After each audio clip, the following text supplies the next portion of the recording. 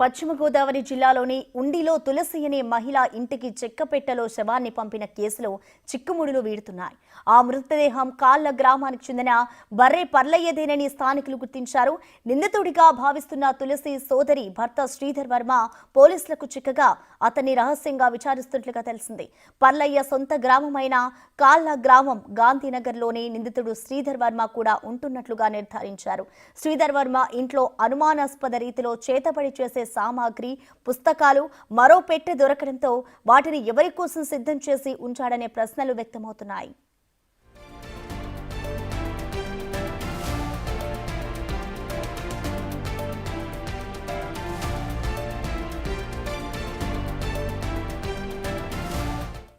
అసలు శ్రీధర్ చేసే వృత్తి ఏంటి? ఆదాయం ఎలా వస్తుంది?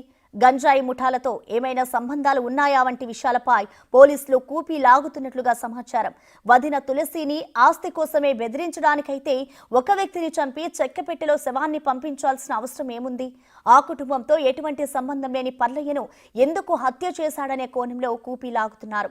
పోలీసులు అడిగిన ప్రశ్నలకు అతడు దాటవేత ధోరణిలో సమాధానాలు ఇస్తున్నట్లుగా తెలుస్తోంది. ఇన్ని రోజులైనా కేసు కొలిక్కి రాకపోవడం పలు అనుమానాలకు తావిస్తోంది.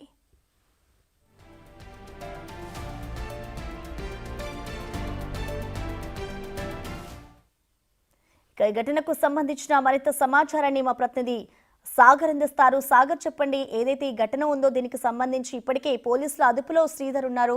మరి శ్రీధర్ నుంచి పోలీసులు ఎటువంటి వివరాలను సేకరిస్తున్నారు? డీటెయిల్స్ ఏంటి సాగర్? రాష్ట్ర వ్యాప్తంగా సంచలనం రేకెత్తిస్తున్నటువంటి డెడ్ బాడీ పార్సిల్ కేసులో ప్రధాన అనుమానితుడు, నిందితుడిగా ఉన్న శ్రీధర్ వర్మ అలియాస్ సిద్ధార్థ్ వర్మ ఎట్టకేలకు పోలీసులకు చిక్కాడు.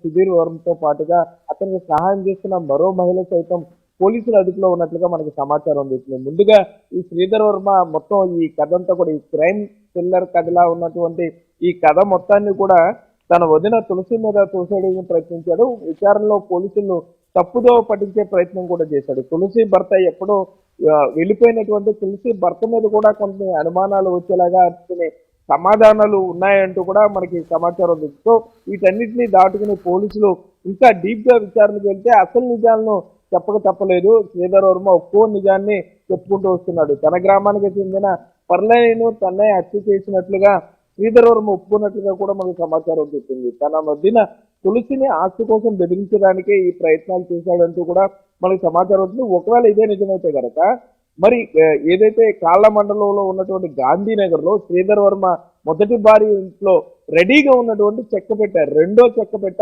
ఎవరి కోసం రెడీ చేశాడు?